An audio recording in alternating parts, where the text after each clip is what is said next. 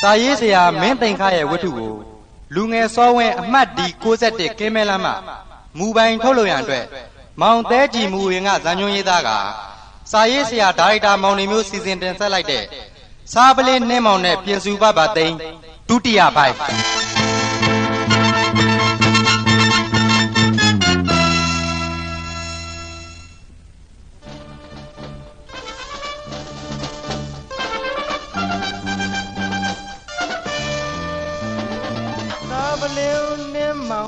ပြင်စီယူပါဗသိန်းသာပလင်းဦးနှင်းမောင်နဲ့ပြင်စီယူပါဗသိန်းကြားနေစဉ်လေပြင်းမှာတွေ့သလိုရင်ဆိုင်ကရှင်ပြိုင်နှွှဲရင်ဘယ်သူက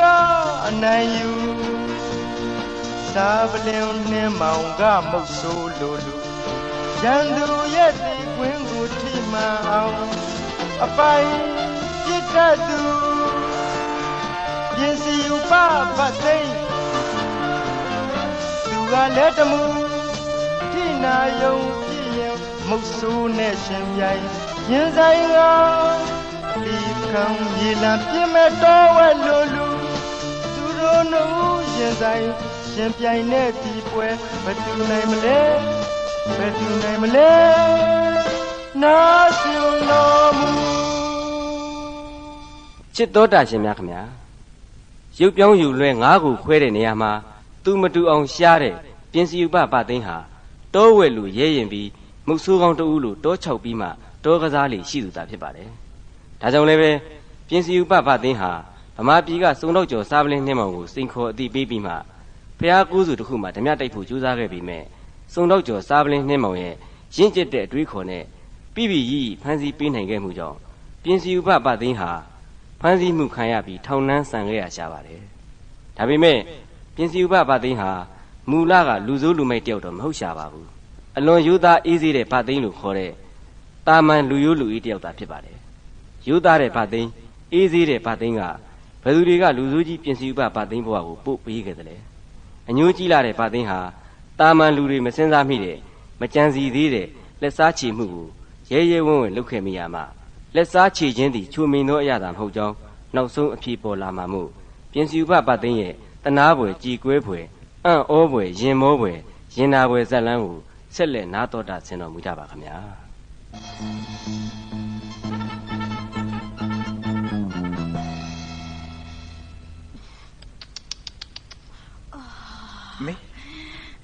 မေဒါရဲ့ဟောဖြစ်မှာဖြစ်ရလေချင်းမေကဥပုပ်ကရလိုက်တာတော့နာသွားပြီနော်ဒါတွေဟာကျွန်တော်ပြစ်တယ်ပါမေကျွန်တော်ပြစ်တယ်ပါမေတက်တာရလားမေကဲတက်တာရလားမေကိစ္စမရှိပါဘူးတာရဲ့လူလေးအတွက်အမေ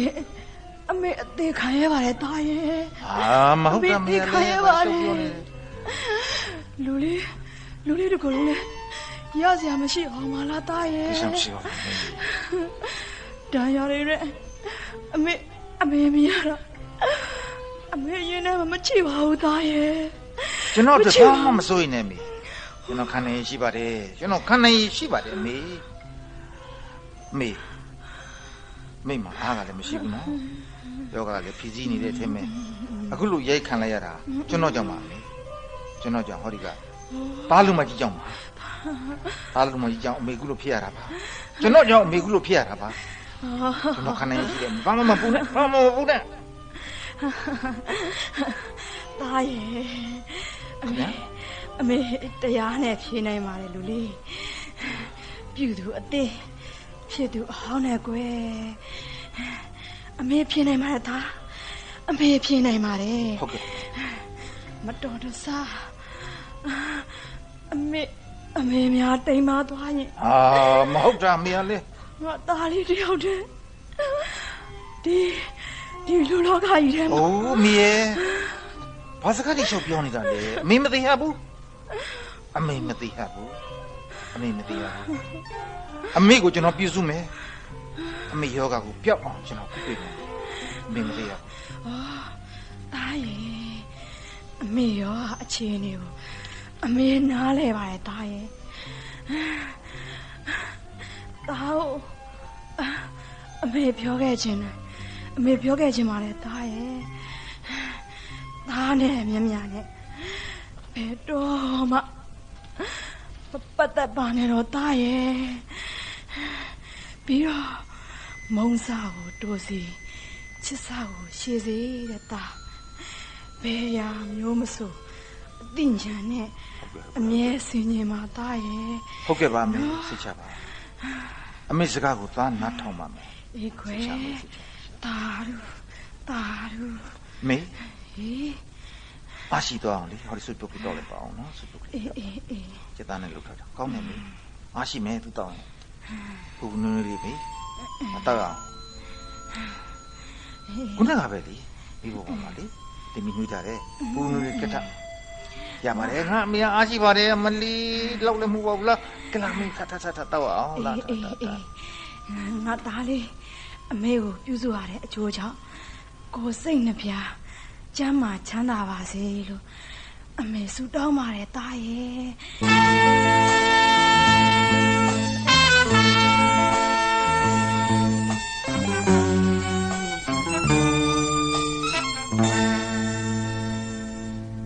ဟေး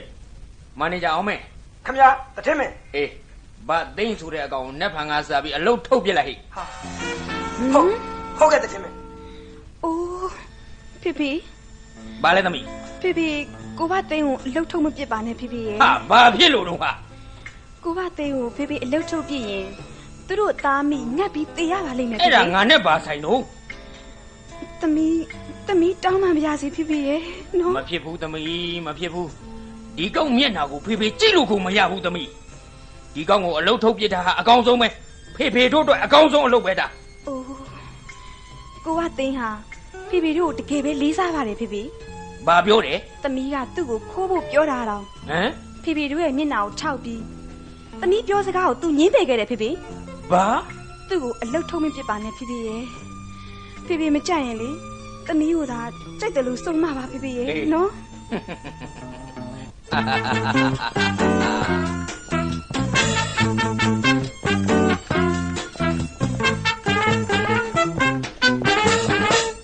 ဖေဘာသိဈေးလာပြီဘာတွေလားဝယ်တာလဲကွာအော်မေ့အတွက်လေဗျာဟာ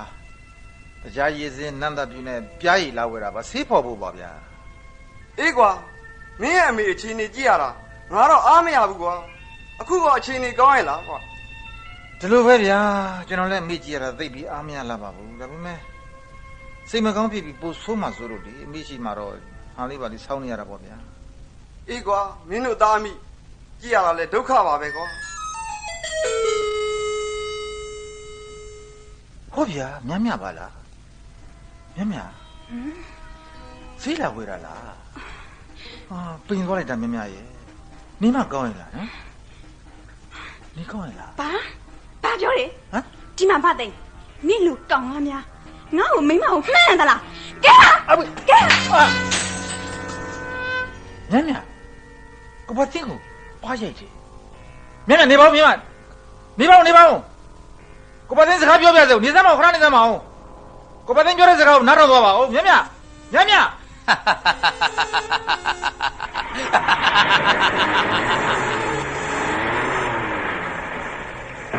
အမဲယောကဟင်းအိုးမှာအာမနာတထဲကတမီးကိုများတွားတောင်းတော့ခုလိုဈေးလိုက်ကောင်မှာအချော်ခံထိပြီပေါ့ကွာဟုတ်ပါရဲ့စစ်စရာကောင်းလိုက်တာတော့ဟုတ်ပါရဲ့အခုလိုရိတ်ခံရတာတော့နဲသေးဟိုကားနဲ့တိုက်မသွားတာကံကောင်းအလကားကလေးကချေကောင်အမဲယောကဟင်းအိုးမှာအာမနာအမဲယောကဟင်းအိုးမှာအာမနာအမဲယောကဟင်းအိုးမှာအာမနာ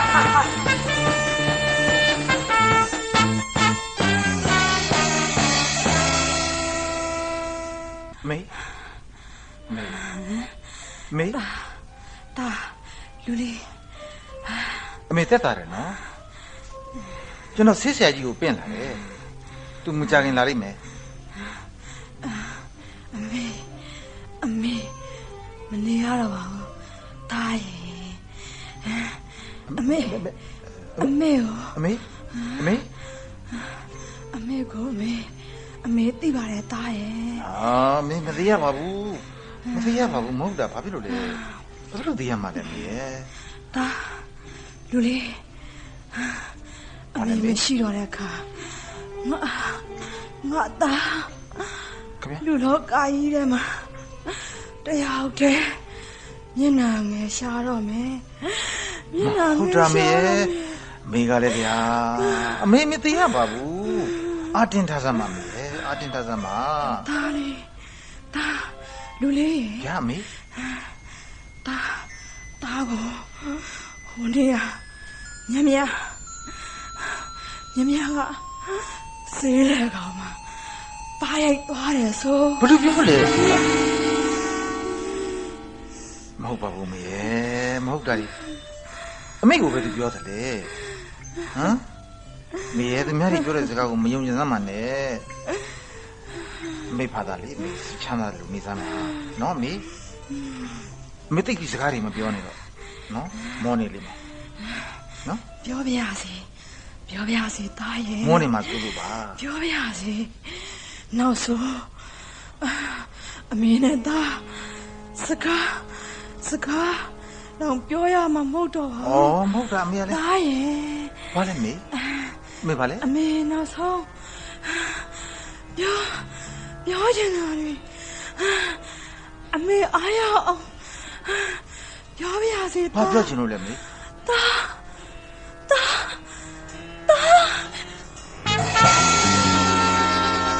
အမေအမေအသက်မရှိတော့ပါလား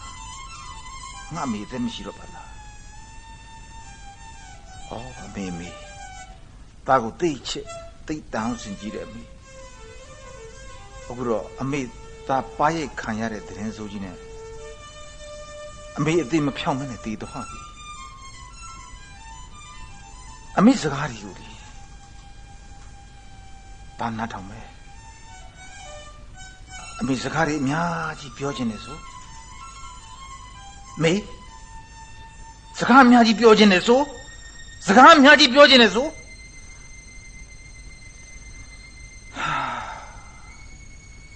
အမေနဲ့သားနောက်ဆိုရင်စကားကြီးမပြောရလို့အမေစကားပြောခြင်းနဲ့ဆိုအမေစကားပြောခြင်းနဲ့ဆိုတာနားထောင်နေတယ်မေဒါကိုစကားပြောပါဦးလားမေစကားပြောပါဦးမေဒါကိုထားပြီးတော့လေမပဲ့ပြင်းတော့ဘူးလားပဲ့ပြင်းပေးပါဦးမေ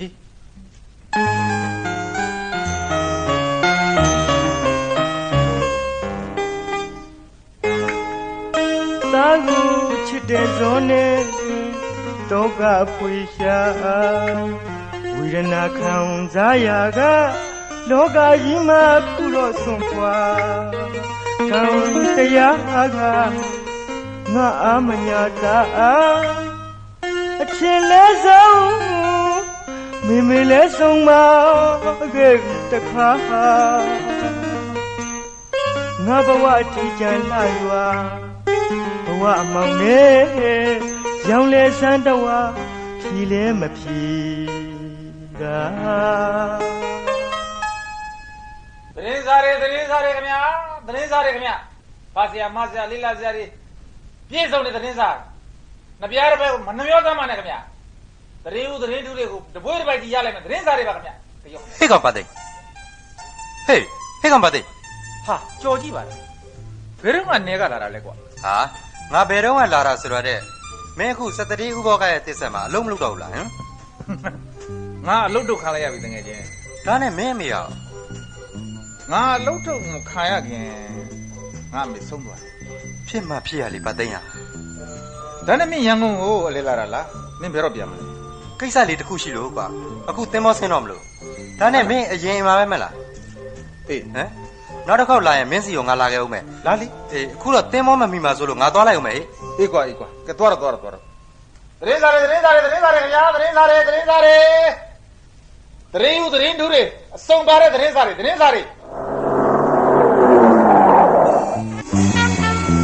အမလီကံတီးပြီလို့ကြီးစားကားကလည်းအရမ်းမောင်းလာတယ်ဘာကောင်းလဲမသိ ဟဲ 6ပြားကောင်ကားကိုဘာမှလို့လဲဟမ်ဖေးခြင်းလို့လားဖေးမှသာ မောင်မောင်ကြီးနဲ့ညညတို့ရဲ့ကားပါလားကြည်စမ်းအတော်စိမ့်ကားတဲ့ညညလေး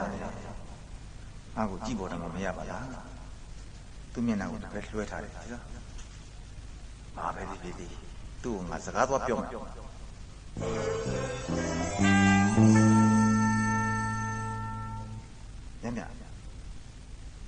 ညမြရဲ့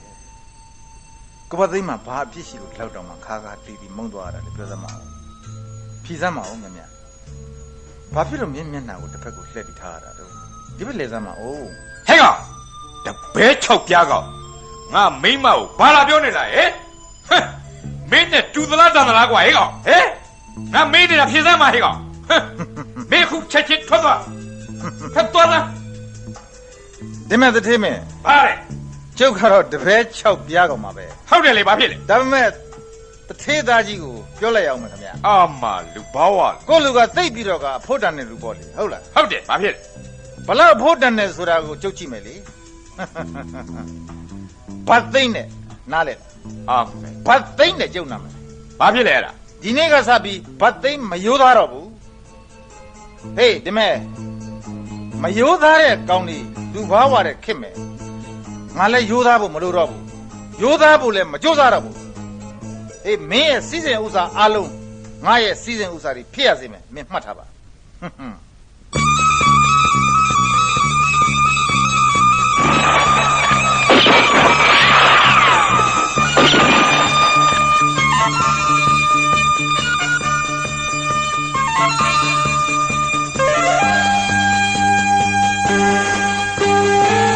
စရိုက်လောကရဲ့ဘယံတဆူရုပ်ကြောင်းရုပ်လွဲငါးကိုခွဲကလှူရှားနေသူပြင်စယူပပွဲကိုသူခံယူရင်နဲ့မတူတမှုကွဲတဲ့လူချွန်သေးလို့ရဲရင်သူဆင်ဟိုင်းလို့အာကြည့်သူနမ်းမြန်မြန်လားတင်မြန်စွာလှူရှားတတ်သူမင်းတို့တာပါသောစိတ်သဘောနဲ့ငါလိုတိတ်ဆိတ်နှုတ်လုံးသောသဘောထားသနပြင်စယူပါပါသိနေဟဲ့သမ ्या ဘိုးကြီးွယ်သူအောင်အန်သူ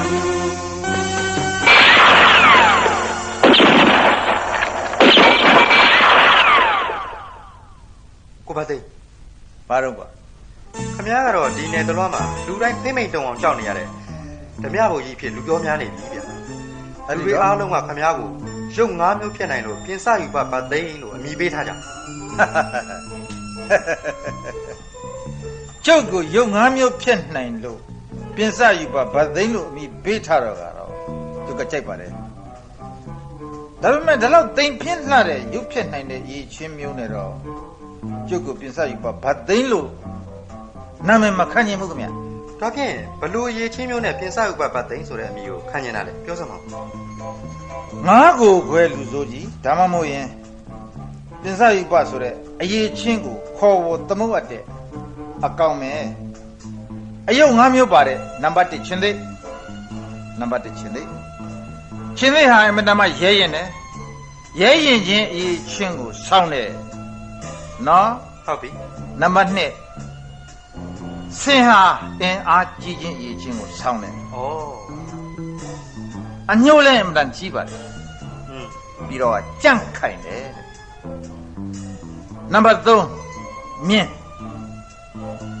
ဟာတွက်လက်ချင်းဖြက်လက်ချင်းနဲ့အရေးချင်းကိုဆောင်းတယ်။ဟုတ်ပါပြီ။နံပါတ်4ကသမင်ကျိုးသမင်ဟာရင်ကျေးခြင်းလှပတင့်တယ်ခြင်းအရေးချင်းကိုဆောင်းတယ်နံပါတ်5ကငါးရဲ့အမိလဲပါတယ်ငါးဟာတိတ်ဆိတ်ခြင်းနှုတ်လုံခြင်းအရေးချင်းကိုဆောင်းတယ်ကျုပ်ဟာအဲ့ဒီအရေးချင်း5မျိုးရှိတယ်ပင်စယူပါဗသိန်းဗျခင်ဗျရှင်းမလားအဲ့ဒါမြဲမြဲခင်ဗျမှတ်ထားပါကြိုက်သွားပြီဗျခင်ဗျားတော့ကြိုက်သွားပြီကြိုက်ရမှာပေါ့ခင်ဗျားပေးထားတဲ့အတိတ်နိမိတ်နဲ့ခင်ဗျားလျန်းတောက်အောင်မြင်နေတာအခုဆိုရင်ခင်ဗျားပိုင်ပစ္စည်းဥစ္စာတွေဆိုတာဘယ်နေရာမှာထားမှတော့မသိတော့ဘူးလားငဘုံတလက်ငပြန်တလက်ပေါ့ဗျာဗသိန်းတော်ဟာပေးဖြစ်တုန်းက အလူလိန်ခံရတာပဲ ဩ အခုတော့ဗသိန်းလှက်ဖြစ်တဲ့အလှက်မှာကတော့ဖြင့်ကျုပ်ဗသိန်းပြောခဲ့တယ်မလား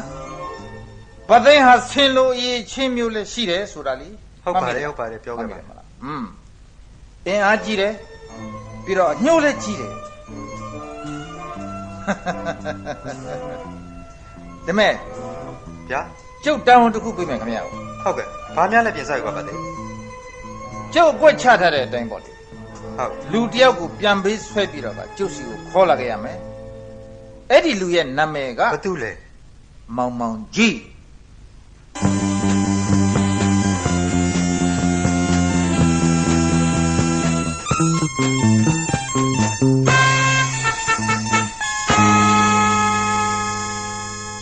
ဟယ်လို Good morning sir Sit down ဒီရထုံးထိုင်ပါလေကိုယ့်အိမ်လိုသဘောထားစမ်းပါကိုမောင်မောင်ကြီးရဲ့ထိုင်ပါဦးခမကျုပ်လက်ထဲရောက်နေပြီ ဘာဖြစ်လဲ ခမကျုပ်လက်ထဲကိုရောက်နေပြီဒီတော့ခမရဲ့အသက်ဟာကျုပ်လက်ထဲမှာရှိတယ်ခမမသေးခြင်းရင်ခမရဲ့အတိုင်းဝိုင်းကငွေနဲ့ပဲဖြစ်ဖြစ်အခြားပစ္စည်းတစ်ခုခုနဲ့ပဲဖြစ်ဖြစ်ပြန်ရွေးနိုင်မှခမကိုကျုပ်ချမ်းသာပေးမယ် ဟောမင်းကဒီလိုလားဟမ်ကဲမင်းဘလောက်လိုချင်လဲဗသိန်းပြောစမ်း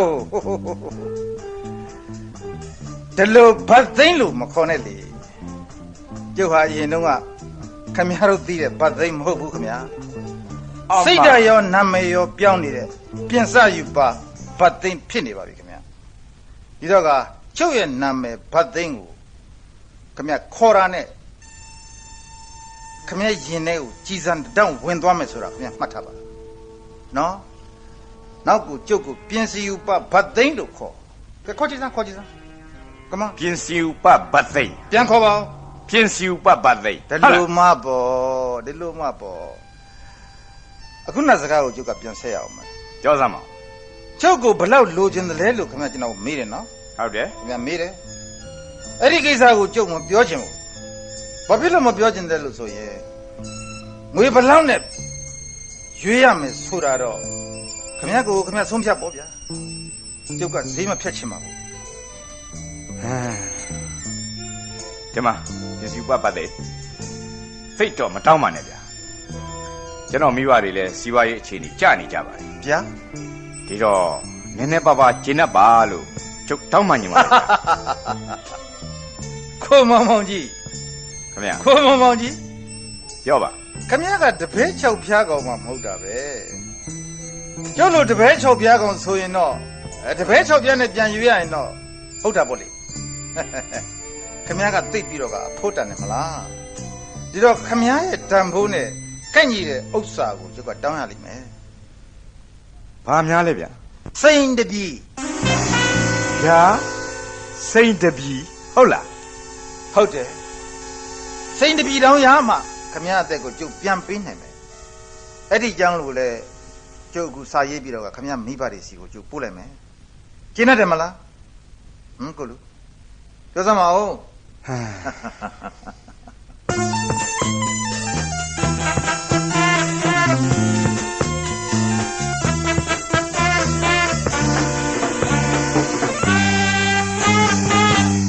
ဆိုးတော့မဆိုးဘူးဗျ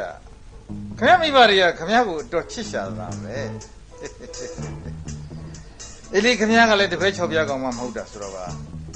စိန်တပြီနဲ့ခင်ဗျကိုရွေးခိုင်းဖို့လူလွတ်လိုက်တာပဲကြည်စမ်းဟောမကြည်စမ်းခင်ဗျကလာရွေးတဲ့လူပေးသွားတဲ့စိန်တပြီ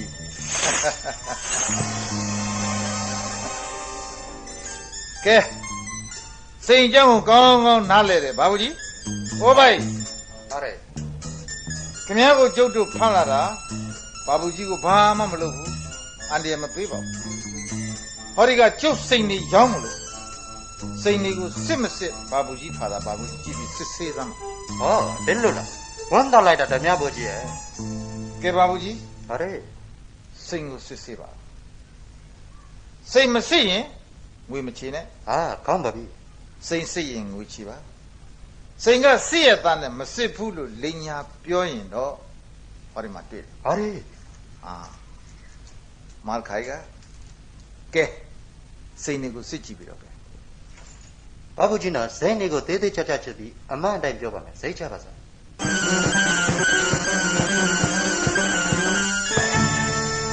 ओ अच्छा नहीं है क्या अकु टुई नहीं आ रहा सैनिक आलों आ टूरे जी बाबे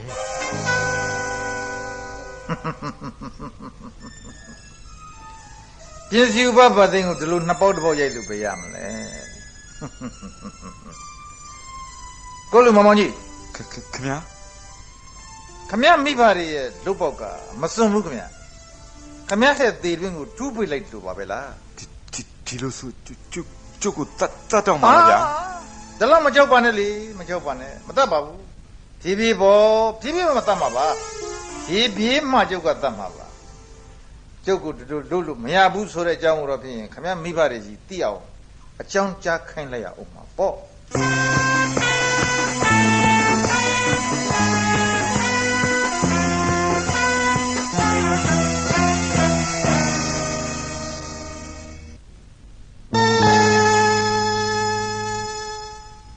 मामाओं जी मीबा मिया दो पिंसी ऊपर बातें हाँ सही अटून सिक मखवटा तभी मैं सही जाऊंगा ना ले दिया को अटून सिक खुए खाएंगे तू गाले तेरी चाची शुभी लूजी में न बोले थे सही नहीं हाँ अटूरी फिर जाऊंगा क्यों बा ताजाओ सही से डबी ठबी बोले पाओ फिर अब योजना का पिंसी ऊपर बातें हाँ सही जाऊंगा नाम ले बाबू तना जाऊंगा रखी कौन ना ले इधर का सही दूरे को बोला ये ना फिर जो नाम ले रहे सही लोग को मलुट होगो जो ना ले रहे तना लोग को बे लोग तो में पिंसी ऊपर बातें दी कांगो दी तका मलिंद बट लो yin do ngā tāရဲ့အသက်ဟာတေဖို့ပဲရှိတော့တယ်အဲ့ဒီတော့ဘယ်လိုလုပ်ချင်လဲကျုပ်တို့တဆွေလုံးတစ်မျိုးလုံးချမ်းသာလာသမျှစိန်တွေကိုတပီပစ်အောင်စုဆောင်းပြီးတော့ဒီကောက်စီပြန်ရွေးရမှာအေးဗျာမတနိုင်တော့ပါဘူးကိုရင်ပြောတဲ့အတိုင်းလုပ်ကြရမှာပါပဲမွဲလို့ဒေဝါလီခိုင်းကအပကျုပ်တို့အခွင့်အလမ်းမမြင်တော့ပါဘူးဗျာ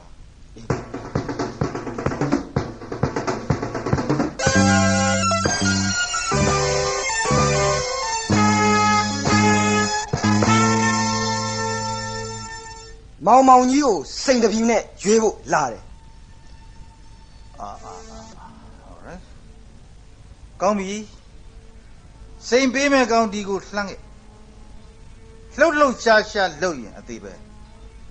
ဟဲ့က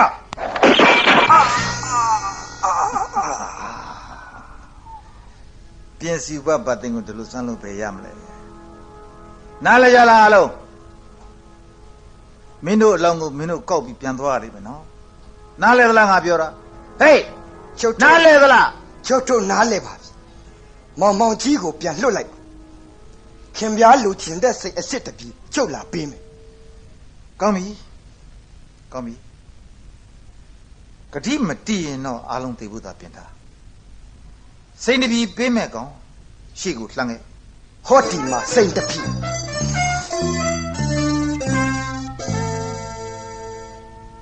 ဘာဘူးကြီးထုံးစံအတိုင်းစစ်စစ်ကြည့်ပါဦးလေရဲဟုတ်ကဲ့တမဘောကြီးကျွန်တော်ခေါင်းခေါင်းစစ်စစ်ပြပါမယ်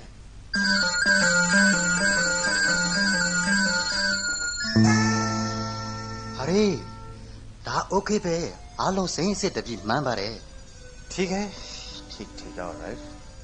ကောင်းပြီလေကဲကိုလူမောင်ကြီးခင်ဗျာကိုကျုပ်လွတ်မယ်ဒီမဲ့ကိုမောင်ကြီးခင်ဗျာပြောပါတပည့်တွေကကျုပ်ကိုအရင်ကလူနုလူကြားမှတ်နေကြသေးတာကိုဗျာဒီကမှာခင်ဗျာမုတ်ဆိုးဆိုင်တင်ဆိုသလိုပဲဗျာခင်ဗျားတို့လူရုံမာတွေတင်ပေးလိုက်တယ်လူတွေအကြောင်းကိုကျုပ်နောကြည်နေပြီလေနောကြည်အောင်တတ်သွားပြီအဲ့ဒါခင်ဗျာသိရလားကျုပ်နားလဲပါပြီဗျာ ပြီးတော့အခုလူကလူတွေစီကတရားဝင်ကောင်းမှုဖြတ်တဲ့ပစ္စည်းတွေကိုကျုပ်ကတရားမဝင်တဲ့နည်းနဲ့လူခါရတာသိပြီးတော့ခြေနှက်တယ်ဗျာဘယ်လိုခြေနှက်မှမသိဘူးခင်ဗျားတို့ထပ်ပြီးစီးပွားရှာကြပါအောင်လေချမ်းသာအောင်လုပ်ကြပါအောင်ပြီးတော့ကျုပ်ကိုလာပြီးလှူကြပါငွေဆိုတာအရင်ကတော့ကျုပ်ဖို့သိပြီးတော့ရှားပါတယ်အခုတော့ကျုပ်တဲ့ငွေဆိုတာဘာမှအဓိပ္ပာယ်မရှိတော့ဘူး meaningless ကဲခင်ဗျားသွားနိုင်ပြီနော်ဟုတ်ကဲ့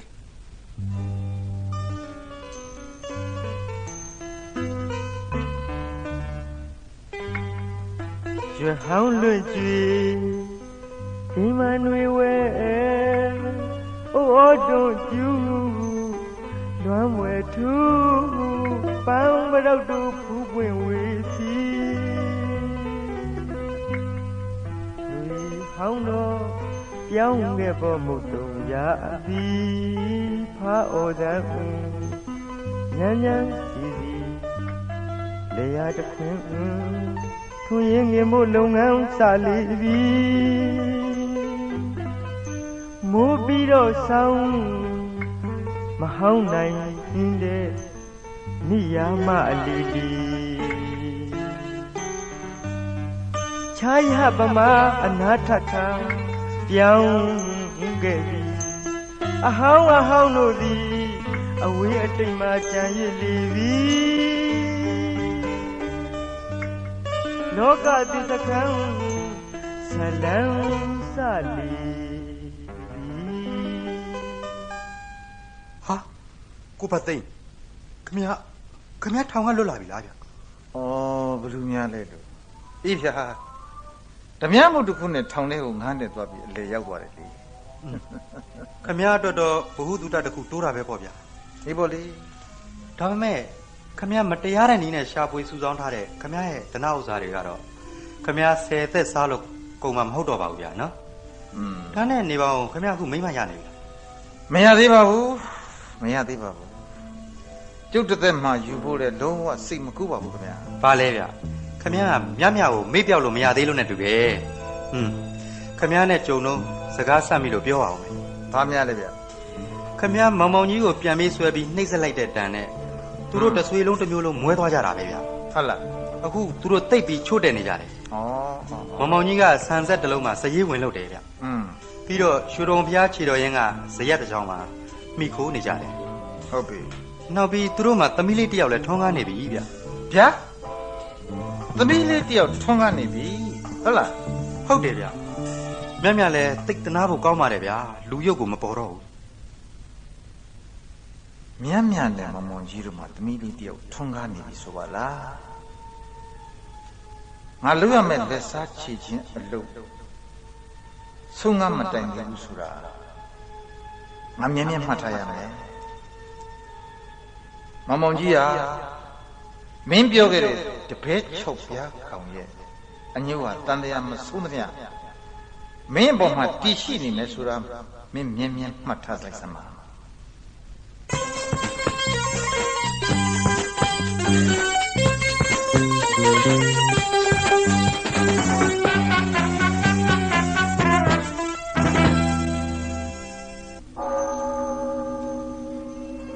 မီဒါလေးသမီးလေးဟိုလေသမီးတို့မှာဆင်းရဲဒုက္ခဗျာပါဒတွေနဲ့နေ့စဉ်နဲ့အမျှတွေ့ကြုံနေခဲ့ရတာဟာဟိုးတိတ်ဘဝကသူများကိုမကောင်းကြံခဲ့လို့လားမသိပါဘူးနော်မီသမီးရဲ့သူတစ်ပါးကိုမကောင်းကြံတဲ့စိတ်ထားနဲ့တစ်ဖက်သားဒုက္ခရအောင်ပြုလုပ်မယ်ဆိုရင်ဟိုးဘဝအတိတ်ကိုမဆိုထားနဲ့ခုဘဝမှာတင်လက်တလောဒုက္ခပေးတတ်တယ်ဟုတ်ကဲ့မီဒီတော့သမီးရှင်ပြောရမမီသမီးနားထောင်နေပါတယ်ငါသမီးအနေနဲ့သူတစ်ပါးအပေါ်မှာအမြဲတမ်းစိတ်ကောင်းနှလုံးကောင်းထားပြီးဖြူစင်တဲ့နှလုံးသားကိုမွေးမြူရမယ်ဟုတ်ကဲ့အနန္တအနန္တ၅ပါးကိုအမြဲမပြတ်ဥထိပ်ပန်ဆင်ရမယ်သမီးအဲ့ဒါတွေကိုသမီးမြဲမှတ်ထားနော်သမီးလေးဟုတ်ကဲ့မမီဟိုလေအခုလိုရွှေကုန်းစီတော်မြတ်ကြီးရဲ့အေးအောက်မှာဖူးမြော်ကြောရတဲ့အကျိုးကတော့လေတ သမီးတို့အတွက်အများကြီးကုသိုလ်ရပါတယ်နော်မမေနော်ဒါပေါ့သမီးရဲ့ဒါပေါ့အဲ့လိုဟိုမှာဘုရားကိုပြုတ်နေတဲ့သူဟာမြတ်မြတ်နဲ့တူလိုက်တာဟုတ်ပါတယ်မြတ်မြတ်ပါမြတ်မြတ်မှမြတ်မြတ်စစ်သူဘေးထဲမှာထိုင်နေတဲ့သူဟာသူသမီးလေးဖြစ်ရမယ်မောင်မောင်ကြီးနဲ့မြတ်မြတ်ရတဲ့သမီးလေးဖြစ်ရမယ်ဩသူအရွယ်တောင်တော့ရောက်နေပြီပဲသူတို့ဝတ်စားထားတာကြည့်ရတာအတော့ကိုချွတ်တဲ့နေပုံရပါလားငွေမက်လာတဲ့မြတ်မြတ်ငွေနောက်ကိုကောက်ကောက်ပါအောင်လိုက်ချင်တယ်မြတ်မြတ်ငါကိုဈေးလက်ကောင်မှာပါရိုက်ခဲ့တဲ့မြတ်မြတ်ငါကိုတပည့်ချုပ်ပြားကောင်းကောင်းနှစ်ပြားမတောင်ပြောခဲ့တယ်မောင်မောင်ကြီးအခုတော့မင်းတို့တနည်းနည်းနဲ့လက်စားချေဖို့ငါအလည်းရောက်ပြီ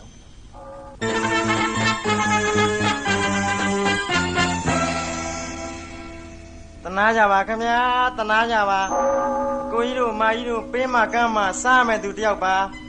တရားတအားနည်းများမဆိုစွန့်ကြဲကြပါခင်ဗျာတာရုပါဗျာတာရုပါခုလိုစွန့်ကြဲတဲ့အကျိုးကြောင့်ဇောတိကတထေးကြီးပမာဥစ္စာဥပသိဦးလေးဟာဥပသိမဟုတ်လားဗျာဟင်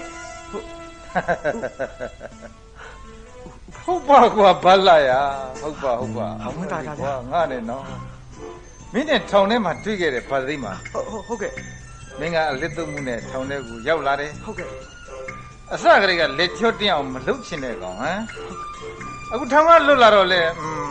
ကိုလူကလက်ချောတင်းအောင်ကိုခွန်အားကိုမတုံးချပဲနဲ့တောင်းစားနေပါလားအေးတော့ကအလစ်သုံးသမားဟုတ်ကဲ့အခုတော့မင်းကသရောင်းစား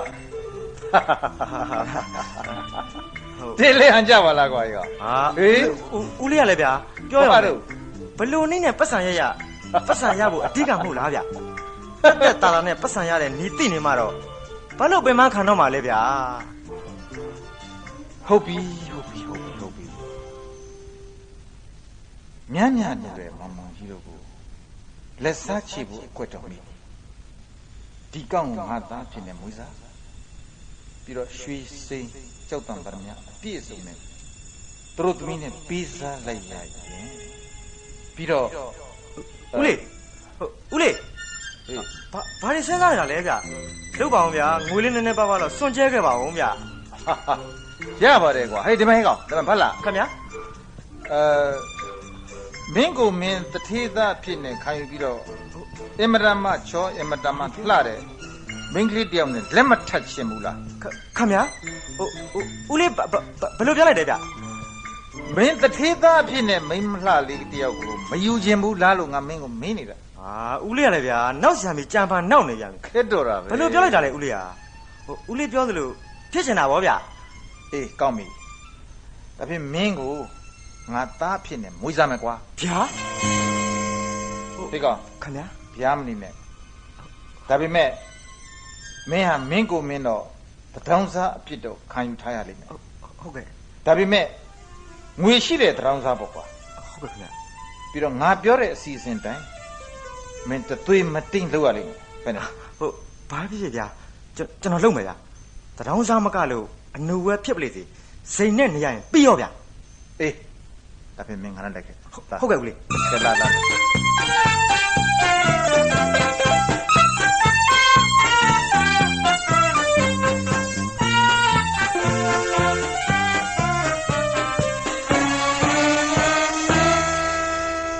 ကိုဝင်းမ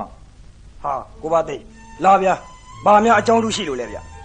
အကြောင်းကတော့ခမရရဲ့အကူအညီလိုချင်လို့ပါအော်ကျွန်တော်ဘာများအကူအညီပေးရမလဲကိုပါသိပြောပါဗျာဒီလိုရှိတယ်ဗျာဟုတ်ကဲ့မောင်ဘလာဆိုတဲ့လမ်းဘေးကကလေးရှည်လေးတယောက်ကိုကျုပ်သားဖြစ်မွေးစားထားတယ်အော်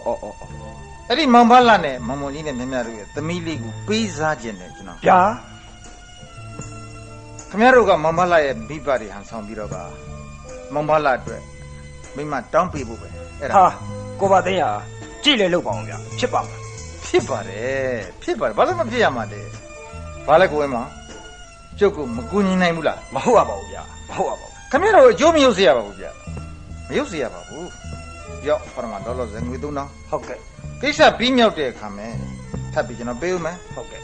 ကျုပ်ရဲ့အတိတ်ဘဝကခံခဲ့ရတာတွေကိုကြည်အောင်တော့ပေးဆက်အောင်မှာပေါ့မဟုတ်ဘူးလားကျွန်တော်ပြောတာကဲကျူသွားမယ်ဗျာဟုတ်ကဲ့အော်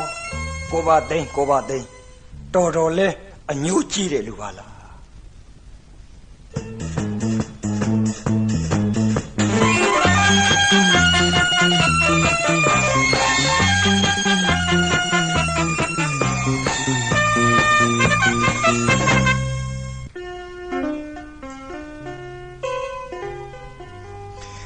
ခုလို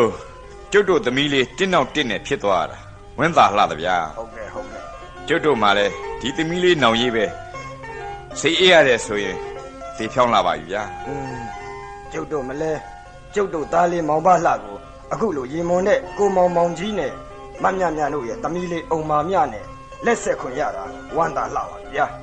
ဒါကြောင့်မဟုတ်လဲအခုလိုကျုပ်တို့ဘက်ကရွှေစင်ရတနာအပြည့်စုံနဲ့တင့်တောင်းတင့်တယ်လာခဲ့ရတာဟုတ်လားဟုတ်ပါတယ်ရှင်အုံမာမြလိုမင်းကလေးနဲ့ကျမတို့သားကလေးလက်ဆက်ခွင့်ရတာဝမ်းသာလှပါပြီသူ့ကိုတစ်သက်လုံးမွေးစားလာတဲ့သူ့ဖေများတည်ရင်ဘယ်လောက်များဝမ်းသာနိုင်မလဲအခုတင်တောင်းတဲ့ပစ္စည်းတွေအားလုံးကလည်းသားလေးရဲ့မွေးစားဖခင်ကပေးတဲ့ပစ္စည်းတွေပါပဲအခုတော့ဟောရီယာကိုမောင်ကြီးတို့မမြတို့လည်းတင်တောင်းတင်နေဖြစ်သမီးအတွက်လည်းစိတ်ချရကျမတို့မှလည်းသားမောင်ပါလှတဲ့စိတ်ချရဆိုတော့အော်ဒီမှာဒါနဲ့ဟုတ်ကဲ့ပြောသူ့မွေးစားအဖေဆိုတာ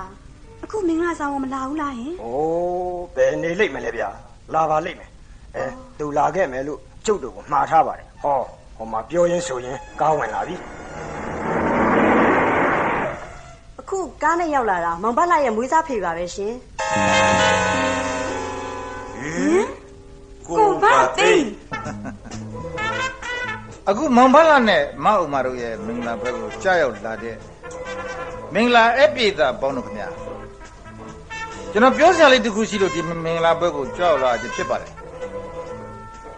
အခုမင်္ဂလာဆောင်တဲ့သူတို့သားမောင်ဘလှရဲ့မွေးစားအဖေကျွန်တော်ပါပဲခင်ဗျာကျွန်တော်နာမည်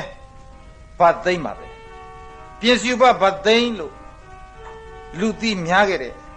ဓမြကြီးတယောက်ဖြစ်ပါတယ်ခင်ဗျာမောင်ဘလှကိုမွေးစားကြတဲ့ကမင်္ဂလာဆောင်ပြီးရင်သားအဖြစ်မှစွန့်လွတ်မယ်လို့သဘောတူကြကြပါတယ်အဲ့ဒါကြောင့်မို့လို့သူ့ကိုဂတိရှိတဲ့အတိုင်းဒီချိန်ကစပြီးသူ့ကိုသားအဖြစ်မှစွန့်လွတ်ပါတယ်ခင်ဗျသူ့ကိုသားအဖြစ်နဲ့မွေးစားခဲ့တာပေးတဲ့တဲ့အမွေစာချုပ်တွေကိုလည်းအခုပဲကျွန်တော်ပေးလိုက်ပါပြီခင်ဗျသူ့ကိုဘာဖြစ်လို့စွန့်လွတ်လိုက်ရတယ်လဲလို့ဆိုတော့ကသူဟာတပည့်6ပြားကောင်ကလေးပါအခုသူ့ရဲ့မိဘများအဖြစ်လိုက်ပါကြွရောက်တယ်သူများကလည်းသူ့ရဲ့ဖေမေအစ်စ်မဟုတ်ပါဘူးခင်ဗျကျွန်တော်ဖန်ဆင်းထားတဲ့သူ့မိဘအတူတွေပဲဖြစ်ပါတယ်ခင်ဗျသူဟာလမ်းပေါ်လျှောက်ပြီးတော့ကတောင်းရမ်းနေတဲ့တောင်းစားကလေးတယောက်ပါပဲခင်ဗျဟေးမောင်မလားခင်ဗျာဦးလေးမင်းဟာဘာကောင်လဲ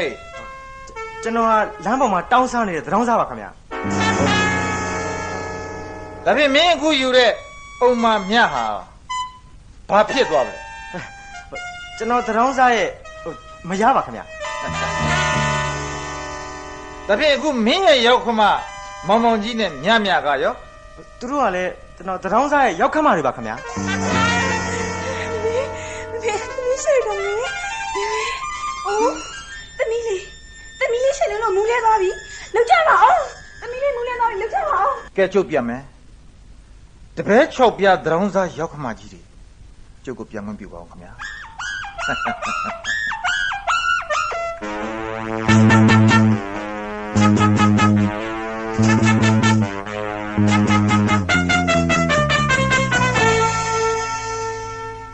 သရောင်းစားရောက်ခမကြီးပါလားဘာကိစ္စမှရှိလို့အိမ်ကိုရောက်လာတာလဲထိုင်အောင်လေထိုင်မအောင်ဒီမှာကိုဗသိန်းဘာဖြစ်လို့ရှိတယ်လဲဗျာငွေလိုလို့လားငွေမက်ခဲ့တဲ့ခမရအတွက်လေအပြည့်စုံလက်ဖွဲ့ပြီးခဲ့ပြီပြင်တ ရောင်းစားသမက်ကိုတော့မှကျုပ်ကစစ်ထည့်ပေးလိုက်သေးတာပဲမကျင့်နှံ့နိုင်သေးဘူးလားလို့ อ๋อ ကိုကသိရှင်အခုလို့ကျမတို့ကိုလက်စားချီလိုက်ရတာတိတ်ကျင့်နဲ့သွားသလားဟင် ဖက်နဲ့လေမကျင့်နှံ့ပဲရှိပါမလားမြတ်မြတ်ရဲ့ကြောက်ပွဲနဲ့လာပြီးတော့တောင်းတဲ့ကျုပ်တို့သားမိကိုခွေးရိုက်လို့ရိုက်ချခဲ့တယ်မြတ်မြတ်တို့ရဲ့ဂုံရှိတဲ့အတိုင်းအဝိုင်းကိုအခုလို့လက်စားချလိုက်ရတာသိတ်ကိုကျင့်နှံ့သွားပြီသိတ်ကိုကျင့်နှံ့သွားပြီ ကြီးမယ်ကိုကသိ ပြောပါ ရှင်ရဲ့နာကြီးကျွတ်တွေကိုခဏမေ့ထားပြီးကျမပြောတဲ့စကားကိုနားထောင်ပါဦး ဘာများလဲအထွေထွေထူးထူးပြောစရာရှိလို့လေပြောပါဦး သိရှိတာပေါ့ကိုကသိသိရှိတာပေါ့ဒီမှာရှင်တရောင်းစားနဲ့ပြီးစားလိုက်တယ်လေအုံမများဆိုတာကျမနဲ့ကိုမောင်မောင်ကြီးနဲ့ရတဲ့ကလေးမဟုတ်ဘူးရှင် ဒီကလေးဟာလေရှင်နဲ့ကျမနဲ့ရတဲ့ကလေးသိရလား ဒီတော့ခဏနေစမ်းမအောင်မင်းဘာပြောနေမြတ်ပြန်ပြောစမ်းမအောင် ဘာပြောတယ်ဟုတ်လားကိုပါသိရှင်နဲ့ကျမနဲ့ချင်းတွေ့ရင်ကကျူးကျူးလွန်လွန်ဖြစ်ခဲ့ရတယ်အတိတ်ကအကြောင်းလေးကိုရှင်မင်းနေပြီလားကိုပါသိရှင်မင်းနေပြီလား အုံမမြတ်ဟာကျုပ်ရဲ့သမီးလေးဟုတ်လားဒါတကယ်ပဲလားမြတ်ပြောစမ်းပြောစမ်းဒါတကယ်ပဲလားဟမ် တကယ်ကိုပါသိတကယ်ပါတကယ်ပဲရှင်ကျမလေးကျမဘလောက်ချစ်တယ်ဆိုတာရှင်မသိဘူးနော်ရှင်အလုပ်ဖြုတ်ဖို့ဖေဖေတို့ကစီစဉ်တယ်လေကျမကရှင်အလုပ်ပြုတ်သွားရင်ရှင်တို့သားအမိစားရမယ်တောက်ရမယ်ဖြစ်မှာဆိုလို့ရှင်ကိုအလုပ်ကမဖြုတ်ဖို့ကျမတောင်းပန်ခဲ့တယ်ဒီတော့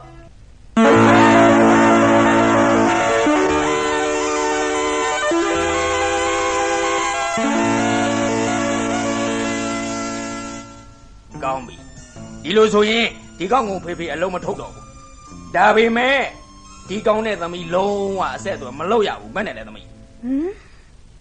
အဆက်အသွယ်မလုပ်အောင်ဟုတ်ကဲ့ပါဖေဖေ ပြီးတော့ဒီလိုကောင်ကများငါလိုတထေးသမီးကိုမှန်းရလားဆိုပြီးလူလေကောင်မှာပါကိုရိတ်ပြဆန်းသမီး ရှင်အိုးဖေဖေရဲ့ဒီကိစ္စကိုသမီးမလုပ်ပြရစေနဲ့အေးလေဒါကတော့သမီးရဲ့သဘောပဲပေါ့သမီးဆန္ဒကိုလက်ရောစီခြင်းရင်ဖေဖေရဲ့ဆန္ဒကိုလည်းသမီးလက်ရောရမှာပဲကွဒီလိုမှမဟုတ်ရင်တော့ဒီကောင်ကိုဖေဖေအလောက်ကထုတ်ပြရမှာပဲဖေဖေပြောတဲ့အတိုင်းသမီးလုံးမယ်ဆိုရင်ဖေဖေကိုကတင်ကိုအလောက်ကထုတ်မပြစ်ဘူးလို့တတိပေးတယ်နော်သမီးဖေဖေဆန္ဒကိုလိုက်ရောမယ်ဆိုရင်တော့သမီးတောင်းတဲ့ဂရိကိုဖေဖေပေးတယ်သမီးဖေဖေဆန္ဒအတိုင်းသမီးလောက်ပါမယ်လို့သမီးဂရိပေးပါတယ်ဖေဖေကိုကတင်ကိုဒါအလောက်ကထုတ်မပြစ်ပါနဲ့ဖေဖေနော်ဖေဖေပေးထားတဲ့ဂရိအတိုင်းတီးတယ်ဆိုတာယုံစမ်းပါသမီးရဲ့နော်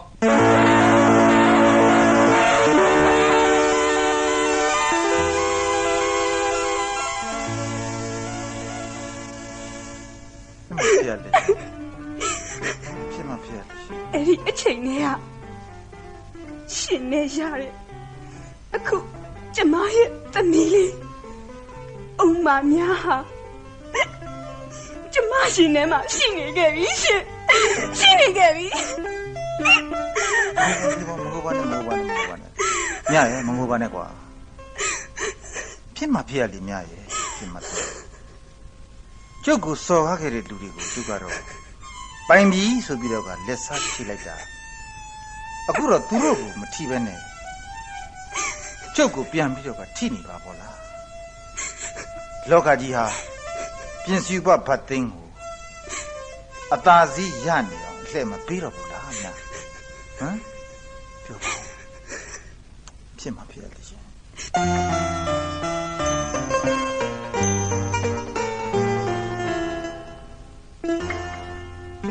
ငါပြစ်ပြီးညာငါအားဆူလေပြီကံတရားစီငါအားဘာကြောင့်မညာသည်ဘယ်လိုသောဝကြွေးစေလီပြီးစံနေရသည်လေမတွေးတတ်နိုင်ပါပြီမောဟဖြစ်သည်ဒေါသညှိုးကြည့်ခဲ့လေသည်ငါတန်တဲ့လေသလားညဖယားလားသိနိုင်မှလိမ့်မည်သမီးရင်ကိုဦးမမတရားလေသည်ငါဘဝဖြစ်မစီငါစီရင်ဒီကံတံပြန်ခါလာငါနှလုံးသားအားယူမွမွတွေ့လေပြီလောကကြီးကငါအားမငဲ့ညာမညာမတာရက်စေအနိုင်ယူလို့လာပါဒီ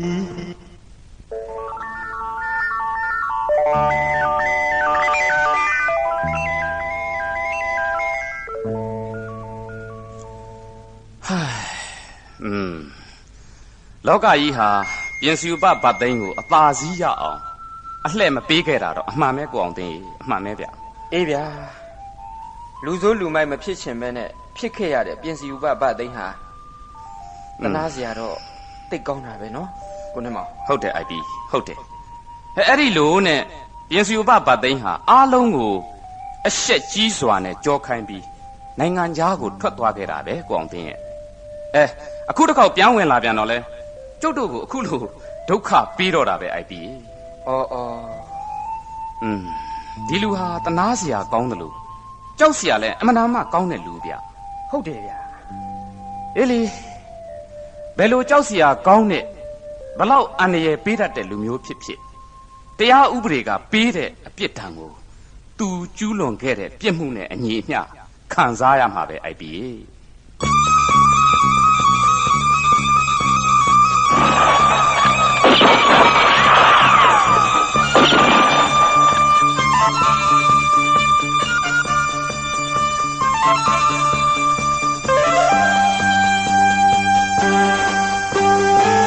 တရားလောကရဲ့ဘယံတဆူရုပ်ပြောင်းရုပ်လွဲငါးကိုခွဲကလှူရှားနေသူပြင်စယူပဖွဲကိုသူခံယူရင်နဲ့မတူတမှုခွဲတဲ့သူချွန်သေးလိုရဲရင်သူဆင်ဟိုင်းလိုအားကြည့်သူနမ်းမြမြန်လားလင်းမြန်စွာလှူရှားတတ်သူမင်းလိုတာပါသောစိတ်သဘောနဲ့ငါလိုတိတ်ဆိတ်နှုတ်လုံးသောသဘောထားဆန္ဒပြင်စယူပါပါသိနေဟဲ့သမ မြဖို့ကြီးွယ်ရအောင်အတူ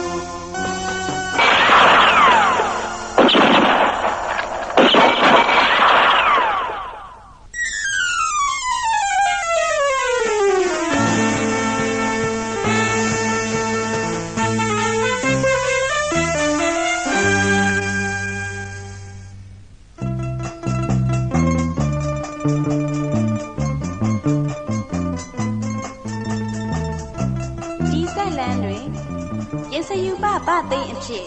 အကယ်ဒမီကောလိပ်နေဝင်စားပလင်းနှင်းမောင်အဖြစ်ရုပ်ရှင်သရုပ်ဆောင်ဟန်စောထွန်း IP အောင်သိန်းအဖြစ်ဆွဲဆုံးကေတုမရီမျိုးအောင်မြမြအဖြစ်ဒေသရှင်တီတာအေးဘာလှအဖြစ်ဒေသရှင်ခင်မောင်တန်းဒေသရှင်နုနုစိန်ဒေသရှင်တန်လီညွန့်ဦးအချော့တော်ချစ်လိုက်ဝင်းနဲ့အေးမူတို့ကပါဝင်တရုပ်ဆောင်ထားကြပါတယ်ဇက်ဝင်တင်းများကိုချားပုံသိန်းလာအောင်နဲ့အောင်ဦးတို့ကရေးဖွဲ့ကဒေသရှင်ခင်မောင်တန်းနဲ့တီယာအေးတို့ကတီဆိုထားကြပါတယ်ဂီတမူစန္ဒာဦးတန်းဖေနဲ့အဖွဲ့ကဂီတရတများကိုဖန်တီးကရန်ကုန်စတူဒီယိုတွင်အသံဖမ်းယူပြီးရွှေပြည်စိုးအမှုပညာထုတ်လုပ်ရေးမှတပြည်လုံးဖြန့်ချီလိုက်ပါတယ် ကျေးဇူးတင်ပါတယ်ရှင်